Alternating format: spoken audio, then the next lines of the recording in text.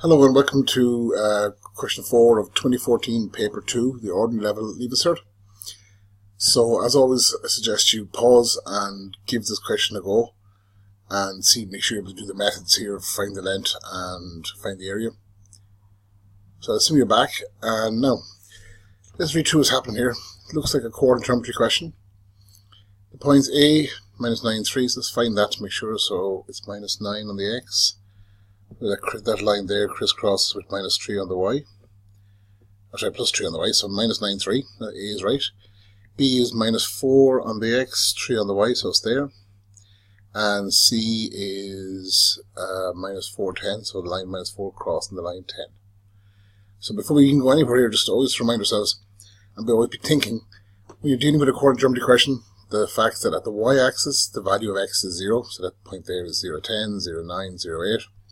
Similarly, along the x-axis, the value of y is 0, so that minus 1, 0, minus 2, 0, etc. Okay, so it may not be useful in this question, but it's always good to have it in your head. It's just to make them up, okay? If we're dealing with slopes here, the AB has a slope of 0, the BC slope is 0, and AC has a slope of a positive slope. You could calculate that by looking at rise over run.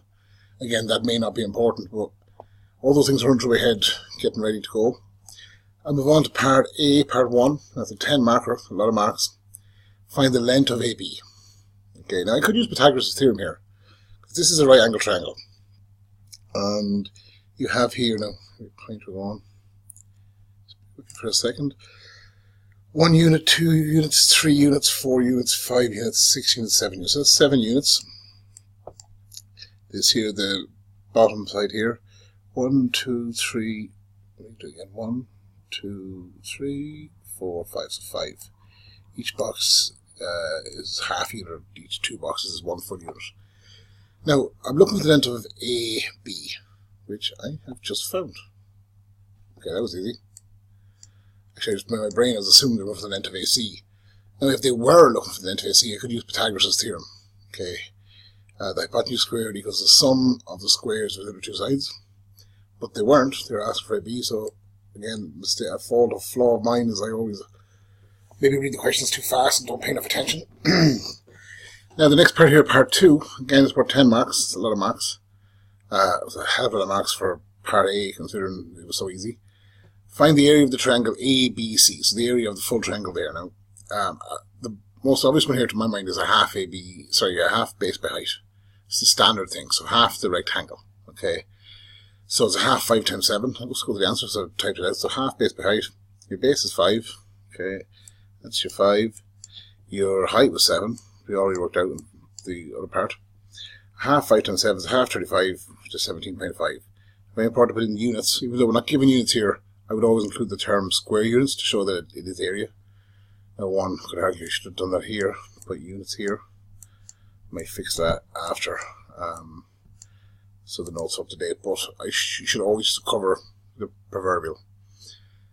Now, part B here, so you're given, now there's a diagram here, screen grabbed, so you wouldn't actually have this diagram.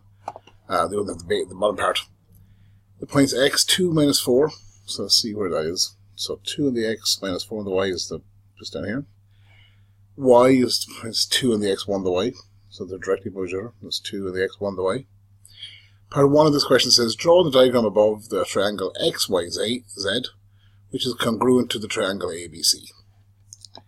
Now, if you have this here, so x and y, okay, is 5 units. You want then the perpendicular line here to be 7 units, so 1, 2, 3, 4, 5, 6, 7. And then join your x and z together.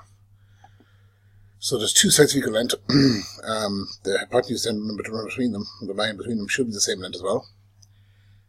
Part 2 then says write down the coordinates of z and explain why the triangle XYZ is congruent to the triangle ABC. So the coordinates of z, okay, are minus 5, 1, minus 5 of the x, 1 of the y. Let's go to the answer here. That's it written there. Now I'm going to show that these two triangles, the triangle ABC and the triangle XYZ, are congruent. I'm choosing to do it by side to side. Okay, so the length of CB, which is 7, is the same as the length of ZY, which is 7. So that's the equal sides. AC, the hypotenuse, and ZX are both equal in length. I don't actually know what the value is, but I know they are equal in length. And AB equals XY, which we were given as, which worked out as being 5 for part 1. And XY is the same distance between, you can count it, it's 5. And that's side again, so I proved it by side, side, side. Okay. Now, so question 4. So we're having to go back over congruency because it doesn't necessarily always come up, but there's so many different ways of proving it, okay? I think, no, I don't have different set notes. I have congruency done with the different examples of right hand side, angle, etc., etc. But we're having to review them just while you're on this question, just to make sure you're familiar with them, okay? Thank you very much, and have a nice day.